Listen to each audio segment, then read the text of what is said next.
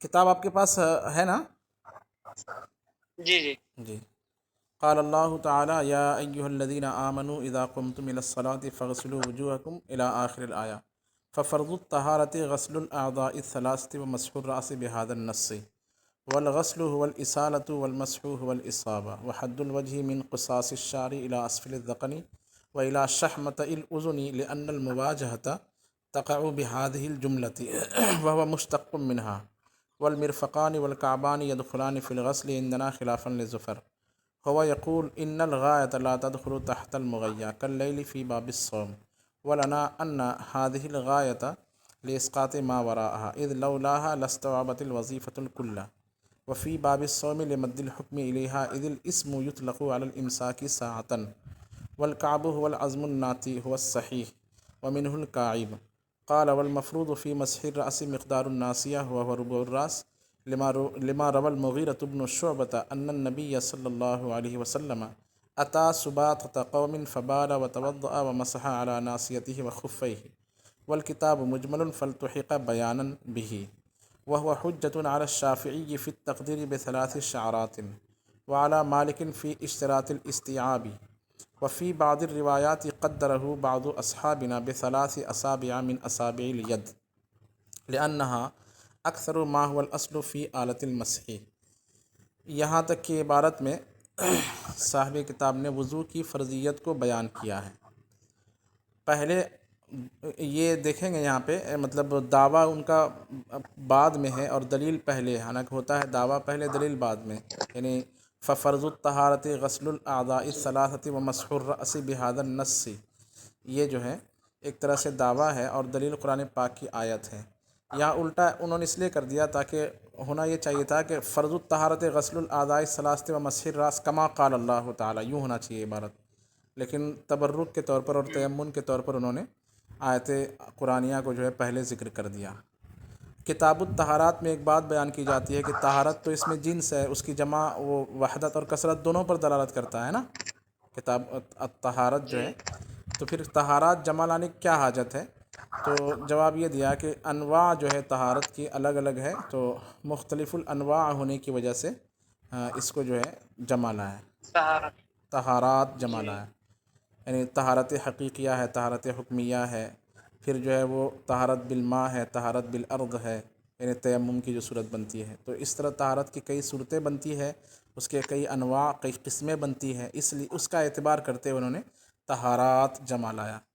پھر کتاب اور باب اور فصل، یہ تین چیزیں جب بولی جاتی ہے، کتاب کہتے ہیں جس میں مختلف الاجناس یعنی مختلف جنس کے مسائل بیان کیے جائیں، اور باب کہتے ہیں جس میں مختلف الانواع یعنی مختلف نوع کی مسائل بیان کیے جائیں، اور فصل کہتے ہیں جس میں ایک ہی قسم کے مسئلے کو بیان کیا جائے.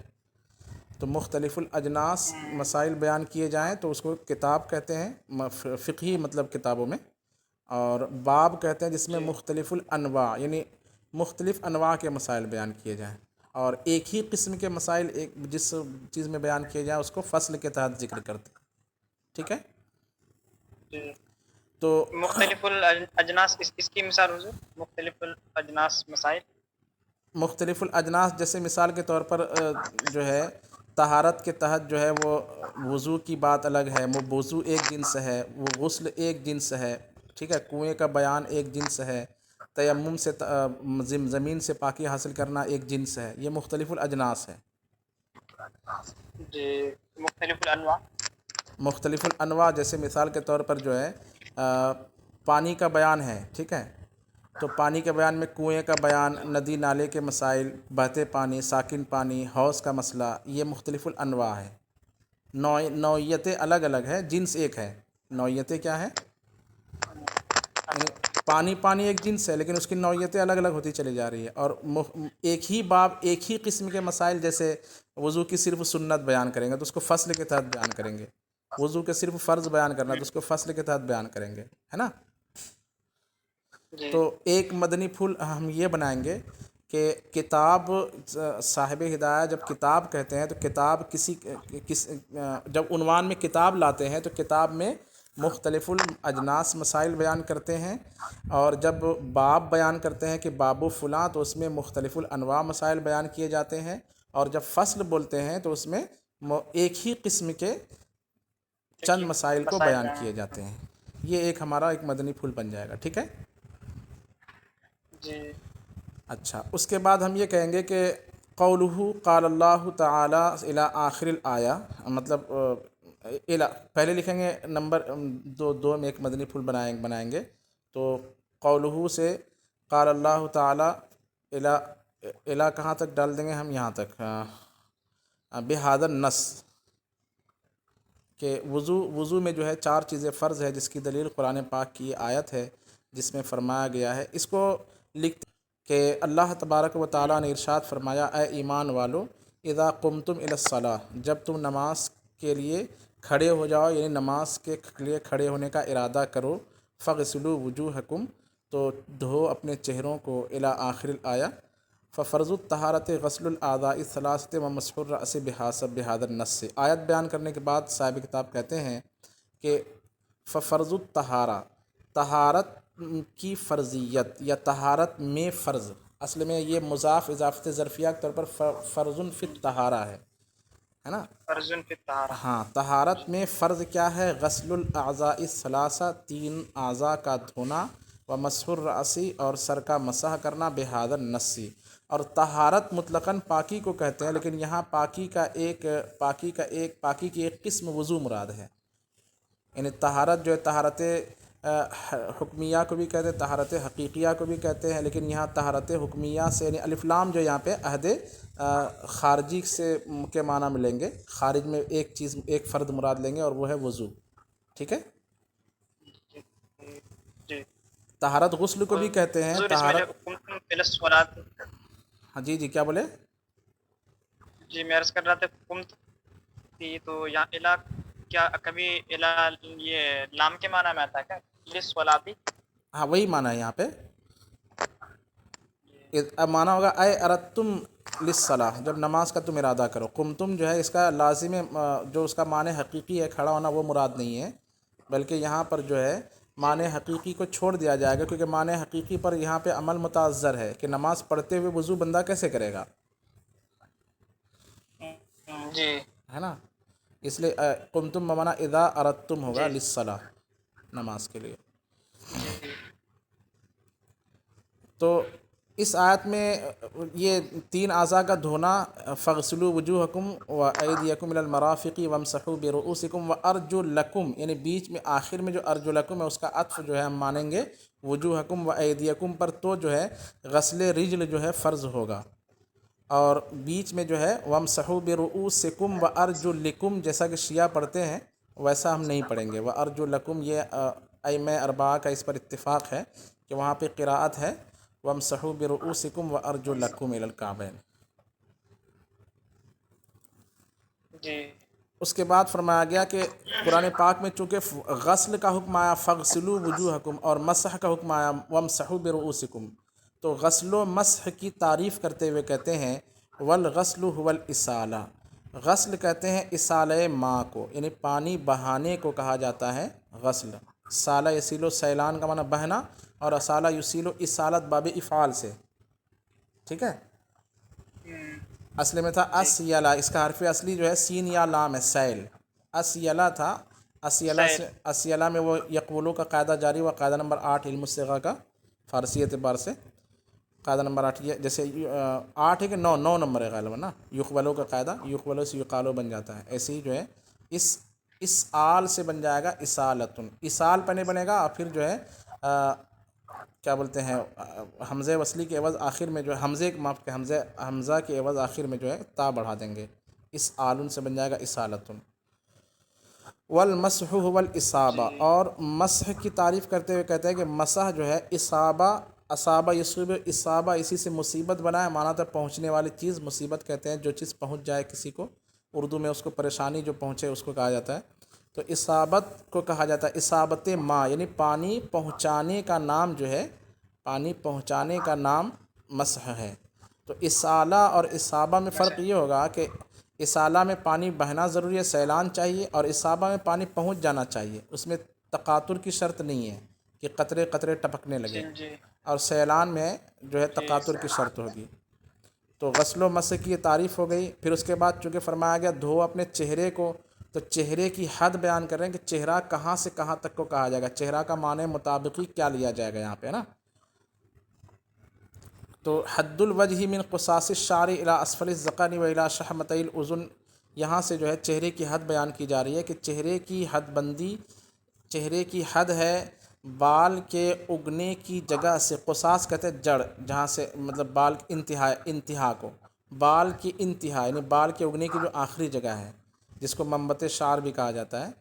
قصاص شعر سے یعنی بال کی جڑ سے اسفل ذقن یعنی ٹھڈی کے نچلے حصے تک، و الا یہ ہوا لمبائی میں، و الا شحمتي الاذن اور ایک کان کی لو سے دو کان کی لو تک، یعنی کان کے دونوں لو تک چوڑائی میں.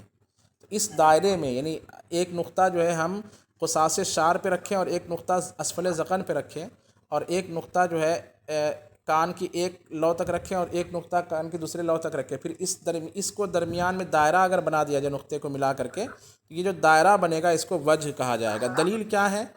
تو دلیل جو ہے لغت کے لغوی طور پر دے رہے ہیں لأن المواجہۃ تقع بہذہ الجملہ، اس لیے کہ مواجہت یعنی ہمارا آمنا سامنا جو ہوتا ہے نا کہ یہ اس کے مواجہ ہیں اور میں آپ کے مواجہ ہوں، تو مواجہت جو ہے اسی ٹوٹل کو کہا جاتا ہے.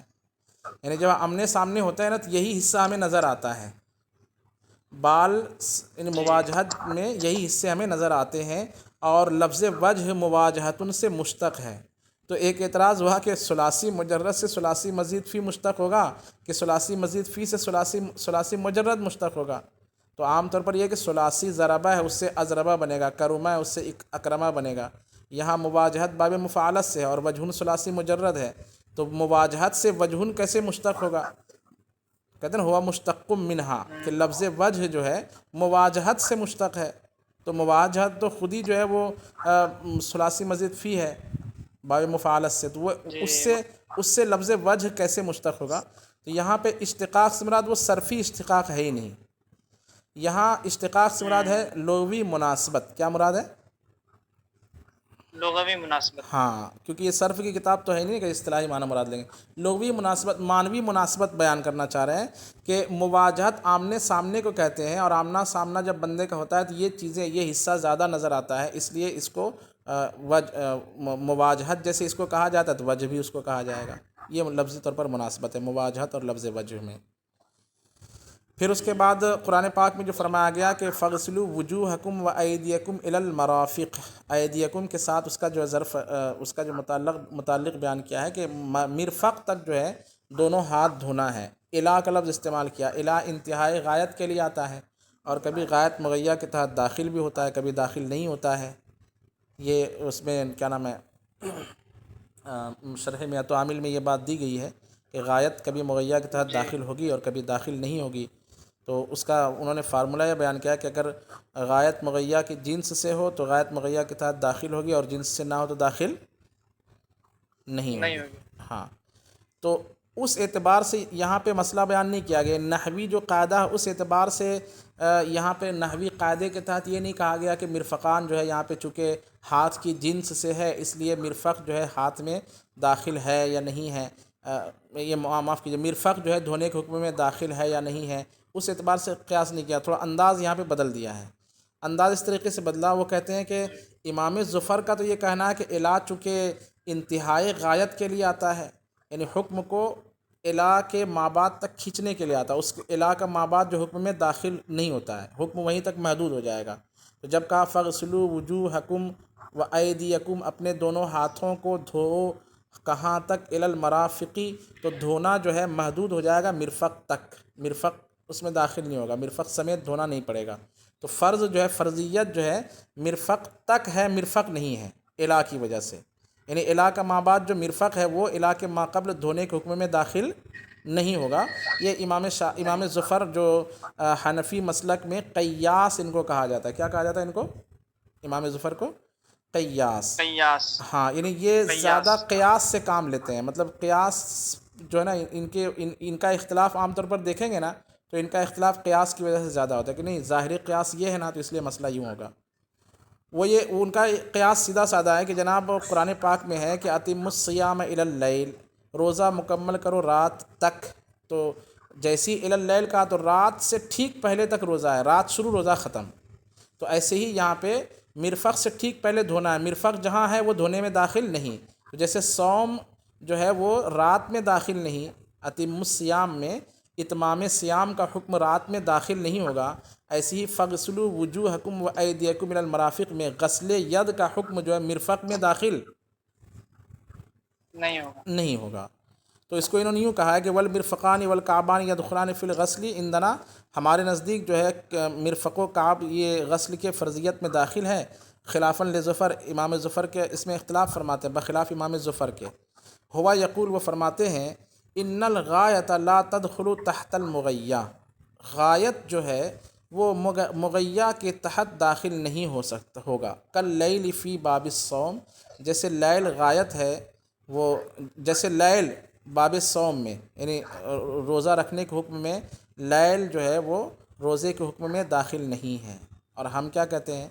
ہم یہ کہتے ہیں کہ یہاں یہ ہمارا قیاس، امام ظفر کے قیاس کا یہ جواب ہے کہ جناب وہاں پہ جو الہ کا الہ ہے اللیل میں الہ، وہاں الہ کسی اور مقصد کے لیے ہے، اور یہاں پہ جو الکعبین میں الہ ہے یہاں پہ کچھ اور مقصد کے لیے ہے۔ کیسے کہ اس جگہ جو غایت ہے یعنی الہ کا جو لفظ ہے وہ اسقاط ما ورا کے لیے ہے، مطلب اگر الی المرفقین نہیں کہتے، صرف کہ فرمایا جاتا فغسلوا وجوہکم و ایدیکم، دھو اپنے چہرے کو اور اپنے ہاتھوں کو، تو ہاتھ جو ہے نا یہ مونڈے تک کے حصے کو کہا جاتا ہے نا، مطلب کاندھے کیا بولیں گے، مونڈا بولیں گے نا اس کو، یہ جوائنٹ ہے کندھے پر، جی بازو، بازو، جی ہاں جی یہاں تک جی کو بازو، کہا جاتا ہے، ہاتھ یہاں تک کو کہا جاتا ہے، تو انسان کنفیوز ہوتا ہے کہ ہاتھ جو ہے دھونا ہے تو انگلی سے پہنچے تک دھونا ہے، جہاں پہ عورتیں چوڑی پہنتی، گھڑی ہم لوگ پہنتے وہاں تک دھونا ہے، یا وہاں سے کوہنی مرفق تک دھونا ہے، یا مرفق سے اور اوپر جو ہے باہ تک دھونا ہے، بازو تک دھونا ہے، اس میں کنفیوژن ہوتا، تو کہا کہ آپ دھو اور اسقاط ما ورا کرنے کے لیے یعنی الہ کا لفظ مرفق پر داخل کیا گیا کہ مرفق تک دھو، یعنی مرفق سمیت دھو، اس کے اوپر مت دھو، تو الہ جو ہے یہاں پر اس غایت جو ہے یہاں پہ کس کے لیے ہے؟ اسقاط ما ورا کے لیے، کہ اگر یہ غایت نہ ہوتی، اس انتہا کو بیان نہ کیا جاتا تو دھونے کا جو حکم ہے پورے ہاتھ کو شامل ہو جاتا، کیونکہ ید کا معنی مطابقی جو ہے انگلی کے پور سے لے کر کے یہاں بازو تک ہے، ٹھیک ہے نا؟ تو ید کے معنی مطابقی میں چونکہ ید کا معنی مطابقی انگلی سے لے کر کے بازو تک ہے، مونڈے تک ہے، تو پھر جو ہے غسل کا جو حکم ہے سب کو شامل ہو جاتا، حکم غسل جو ہے وہ سب کو شامل ہو جاتا، تو حکم غسل سب کو شامل نہیں ہے، سب کو گھرا ہوا نہیں ہے، اس بات کو بتانے کے لیے اس کے اوپر کے حصے کو ساقط کرنے کے لیے الہ کا لفظ لایا گیا، تو غایت یہاں پہ اسقاط ما وراء الفوق، اوپر ما ورا، اسقاط ما ورا کے لیے ہے، یعنی جس لفظ پر الہ آیا ہے مرفق کے علاوہ کو ساقط کرنے کے لیے ہے، کہ اگر الی المرفق نہیں فرمایا جاتا تو حکم غسل جو ہے کہاں تک شامل ہو جاتا؟ مرفق داخل ہو جاتا۔ نہیں، حکم غسل جو ہے کوہنی بازو تک آ جاتا، اوپر تک آ جاتا نا، کیونکہ ہاتھ اوپر کے حصے کو بھی کہا جائے گا مونڈے تک، جس کو آپ بازو کہہ رہے ہیں، وہاں تک جو جی ہے حکم گھیر لیتا۔ اور روزے کے بیان میں جو ہے نا، روزے میں اصل مسئلہ یہ ہے کہ روزہ جو ہے کہا جاتا ہے صوم کا، جو کہا گیا اتم الصیام، روزہ مکمل کرو، تو روزہ مکمل کرنا ایک لمحے کے لیے رکنے کو بھی جو روزہ کہا جاتا ہے، یعنی فجر کے کیا بولتے ہیں، طلوع فجر کے بعد جو ہے بندہ سحری کر کے 1 گھنٹہ نہ کھائے پیے جمع نہ کرے تو یہ بھی صوم ہے، رکنا ہو گیا، کیونکہ صوم کا معنی ہوتا ہے مطلقاً رکنا، ٹھیک ہے، 2 گھنٹہ رکے تو بھی صوم، 3 گھنٹہ رکے تو بھی صوم، تو کہا کہ مطلقاً رکنا روزہ نہیں ہے، بلکہ حکم کو کھینچ دیا گیا کہ کہاں سے کہاں تک رکنا ہے، تو کہا الی اللیل، رات تک رکنا ہے، تو یہاں پہ جو ہے رات تک جو الہ آیا ہے، الہ اسقاط ما ورا کے لیے نہیں ہے کہ جناب جو ہے اس کے آگے اور روزہ اس کے اور آگے روزہ کہا جا رہا تھا اس لیے اس کو ساقط کرنے کے لیے الی اللیل کہہ دیا گیا، نہیں، بلکہ مد حکم کے لیے کہ حکم کو کھینچ کر کے رات تک لایا گیا ہے کہ جناب آپ کو رکنا ہے تو 1 گھنٹہ نہیں، 2 گھنٹہ نہیں، 3 گھنٹہ نہیں، 4 گھنٹہ نہیں، 5 گھنٹہ نہیں، 6 گھنٹہ نہیں، جب تک کہ رات آ نہ جائے تب تک آپ کو رکنا ہے، صوم اتمام کرنا ہے، اتمام صوم کرنا ہے، تو اتمام صوم کا حکم کھینچنے کے لیے الہ کا ذکر کیا گیا کہ کب تک اتمام صوم مانا جائے گا آپ کا؟ جب تک کہ یہ رکنا رات، لیل تک نہ ہو، تو یہاں پر جو الا آیا ہے وہ مد حکم کے لیے ہے، اسقاط ماورا کے لیے نہیں ہے، اور وہاں پر جو آیا ہے کس کے لیے آیا ہے؟ اسقاط ماورا کے لیے ہے وہاں۔ اسقاط ماورا کے لیے آیا ہے۔ دیکھیے کہتے ہیں کہ ہوا یقول، امام ظفر کہتے ہیں ان الغایت لا تدخل تحت المغیہ، غایت مغیہ کے تحت داخل نہیں ہوتا، کاللیل فی باب الصوم، جیسے کہ روزہ جیسے رات جو ہے باب صوم میں، حکم صوم میں داخل نہیں۔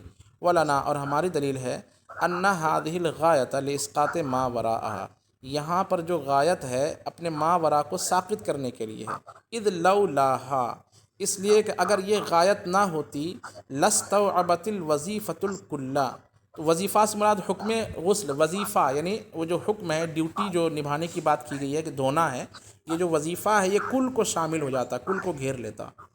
وفی باب الصوم لمد الحکم الیہا، اور باب صوم میں حکم کو رات تک کھینچنے کے، غایت تک کھینچنے کے لیے ہے۔ اذ الاسم یطلق علی الامساک ساعتاً، اس لیے کہ روزے کا جو نام ہے یہ مطلقاً ایک ساتھ رکنے پر بھی بولا جاتا ہے۔ تو ایک ساتھ کوئی بندہ رک جاتا، کہہ دیتا کہ میں ہمارا روزہ ہو گیا، کہا نہیں، یہ روزے کا حکم جو ہے کھینچ کر جائے گا لیل تک، تو مد حکم کے لیے ہے، اس لیے وہاں لیل جو ہے روزے کے حکم میں داخل نہیں، اور یہاں پہ اسقاط ماورا کے لیے ہے، تو ماورا داخل نہیں ہے، لیکن وہ خود وہ غایت جو داخل مغیہ کے تحت میں داخل ہوگی۔ ٹھیک ہے، آگے دیکھیں۔ ہے۔ جی اس کے جی جی بعد یہ اس میں اختلاف ہوا ہے کہ جو کہا گیا کہ فاغسلوا وجوہکم وایدیکم الی المرافق وامسحوا برؤوسکم وارجلکم الی الکعبین، تو ریجل دھونے کا حکم ہے کعبین سمیت۔ الہ کے ذریعے ہم نے ثابت کر دیا کہ یہاں پہ الہ جو ہے مد حکم کے لیے نہیں ہے، اسقاط ماورا کے لیے ہے، تو الی الکعبین، کعب جو ہے وہ دھونے کی فرضیت میں داخل ہے۔ تو کعب کس کو کہیں گے؟ کعب کس کو کہیں گے؟ تو اس میں کچھ فقہا نے اختلاف کیا ہے۔ تو صاحب ہدایہ نے کہا کہ کعب جو ہے نا، ابھری ہوئی دونوں طرف کی جو ہڈی ہے اس کو کہیں گے، اور اس پر کعب کا یہی معنی زیادہ صحیح اس لیے ہے کیونکہ لفظ کعبن سے کاعب بنا ہے، اور کاعب کہیں گے اس لڑکی کو جس کے دونوں پستان جو ہے وہ ابھرنے لگے۔ جب یعنی کوئی لڑکی ہوتی ہے، اب اس کے پستان جیسے ہی بڑے ہونے شروع ہو جاتے ہیں تو اس کو کاعب کہتے ہیں، ایسی دوشیزہ کو، ایسی دوشیزہ کو، کم عمر لڑکی جس کے پستان ابھرنے شروع ہوتے ہیں اس کو کاعب کہتے ہیں۔ تو دیکھیے کاعب میں جو ہے ابھرنے کا معنی ہے، پستان ابھرے تو اس کو کاعب کہتے ہیں۔ تو ایسے ہی دیکھیں گے وہ گول ہڈی جو ٹخنا جس کو ہم لوگ بولتے ہیں اردو میں، وہ گول ہڈی دونوں طرف ابھری ہوئی رہتی ہے، اس لیے کعب اس کو ہی کہیں گے۔ اور جو کہا گیا کہ جہاں موزہ اوپر باندھتے ہیں جوائنٹ تک، اس کو کہیں گے کعب، یا پیچھے جو جہاں سے نسیں جو ہے وہ تنتی ہے پچھلا حصہ، اس کو کہیں گے کعب، ایسا کچھ نہیں ہے۔ کعب کا معنی کریں گے ٹخنا، کیونکہ ٹخنے کی ہڈی ابھری ہوئی رہتی ہے، اور مناسبت یہ ہے کہ اس لڑکی کو جس کے پستان ابھرے ہوئے ہو اس کو کاعب عربی زبان میں کہا جاتا ہے۔ کاعبہ کہنے کی حاجت نہیں ہے، جیسے حامل کہتے ہیں نا مؤنث کو، حاملہ کہنے کی ضرورت نہیں ہے، جی حائض کہتے ہیں، اس طریقے سے دوشیزہ کو کاعب کہتے ہیں۔ کہتے والکعب هو العظم جی الناتی، اور کعب وہ ہڈی ہے جو بالکل ظاہر ہوتی ہے، ابھری ہوئی رہتی ہے۔ وہ صحیح، یہ روایت زیادہ صحیح ہے۔ ومنہ الکعب، اور اسی سے لفظ کعب بنا ہے، اور کعب کا اردو ترجمہ کریں گے دوشیزہ، وہ لڑکی جس کے پستان ابھرے ہوئے ہوں۔ پھر وامسحوا برؤوسکم میں جو فرض ہے وہ ہے مسح راس، مسح راس فرض ہے۔ تو کتنا راس کا جو معنی مطابقی ہے وہ تو پورا، مثال کے طور پر کسی کا 6 انچ بائی 12 انچ کا سر ہے تو پورے کو مسح کرنا پڑے گا کیا؟ یا اس میں دلالت مطابقی کی وجہ تضمنی دلالت، یہاں پر راس کس کو کہا جائے گا یہاں پر؟ یعنی لفظ بول کر کے اس کا معنی موضوع، پورا معنی موضوع مراد ہے، جزء معنی موضوع مراد ہے، یا اس کی تفصیل کیا ہے نا؟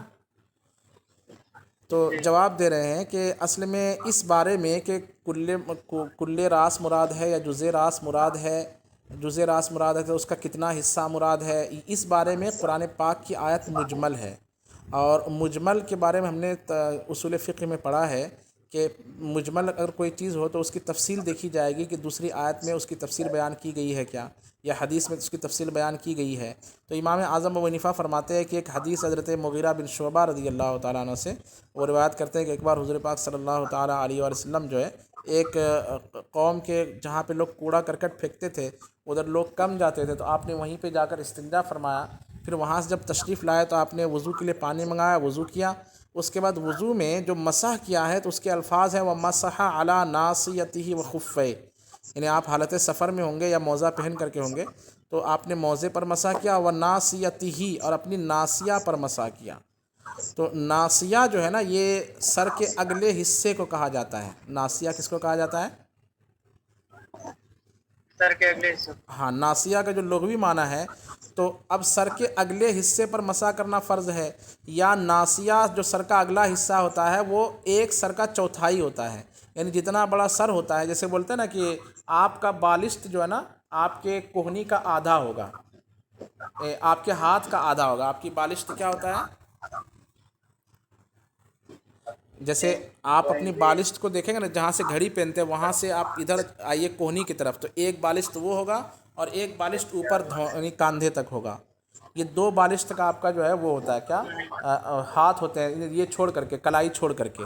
اسی طریقے سے ناسیہ جو ہوتا ہے وہ سر کا چوتھائی ہوتا ہے. ناسیہ جو ہوتا ہے سر کا چوتھائی ہوتا ہے.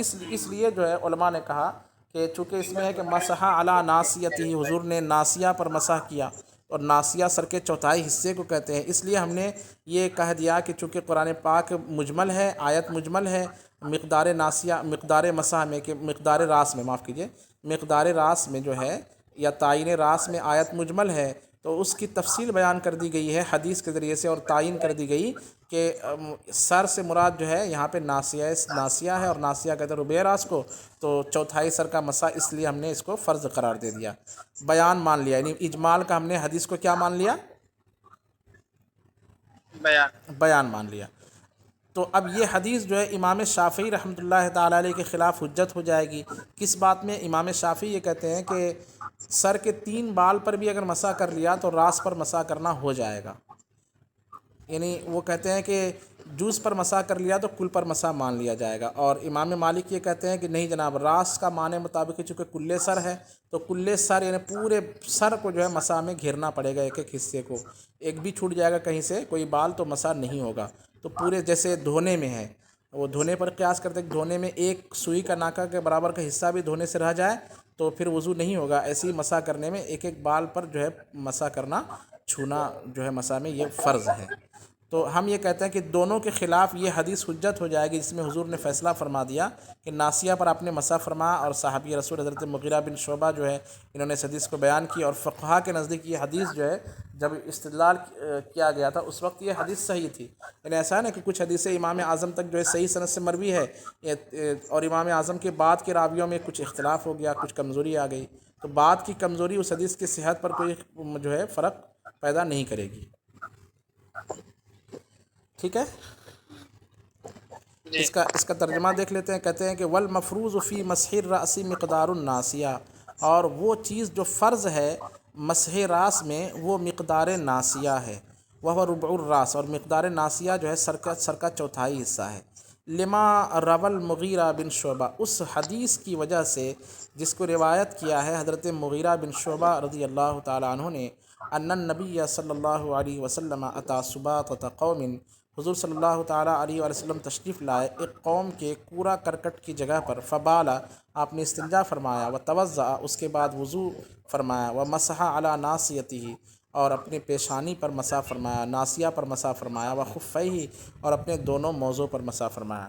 والکتاب مجمل، اور کتاب یعنی آیت قرآنیہ چونکہ مجمل تھی، فلتحق بیانا بہ، تو یہ حدیث اس کے ساتھ بیان کے طور پر لاحق کر دی گئی. یہ حدیث اس کے ساتھ بیان کے طور پر لاحق کر دی گئی. وہ حجت علی الشافعی، اور یہ حدیث امام شافعی کے خلاف حجت ہے، یعنی ہمارے لیے حجت ہے امام شافعی کے خلاف. کس بات میں؟ فی التقدیر بثلاث شعرات، 3 بال کے متعین کرنے میں. وعلی مالک، اور امام مالک کے خلاف بھی یہ حدیث حجت ہے ہمارے لیے. کس بات میں؟ فی اشتراط الاستیعاب، استیعاب کی شرط لگانے میں، استیعاب کی شرط لگانے میں. وفی بعض روایات سے ایک مرجوح قول صاحب ہدایہ بیان فرما رہے ہیں، غیر مفترض قول، کہ ہمارے بعض فقہا نے یعنی احناف کے بعض فقہا نے یہ فرمایا ہے، یہ غیر نوادر کی روایت ہے جو کتب غیر ظاہر روایہ ہے امام محمد کی، ایک ہے ظاہر روایہ، کتب غیر ظاہر روایہ۔ تو نوادر کی روایت میں ایک روایت یہ ہے کہ اگر کوئی شخص اپنے سر کو 3 انگلیوں سے مسح کر لے تو یہ فرضیت کو ادا کرنے والا وہ کہلائے گا۔ وجہ دلیل وہ عقلی یہ دیتے ہیں کہ آلۂ مسح جو ہے ہاتھ ہے، اور ہاتھ کا اکثر حصہ کیا ہے؟ 3 انگلی ہے۔ آلۂ مسح جو ہے یہ مطلب ہاں 3 انگلی جو ہے آلۂ مسح کا اکثر حصہ ہے، ولیلاکثر حکم الکل، اور اکثر کا جو ہے وہ اکثر کے لیے کل کا حکم دے دیا جاتا ہے۔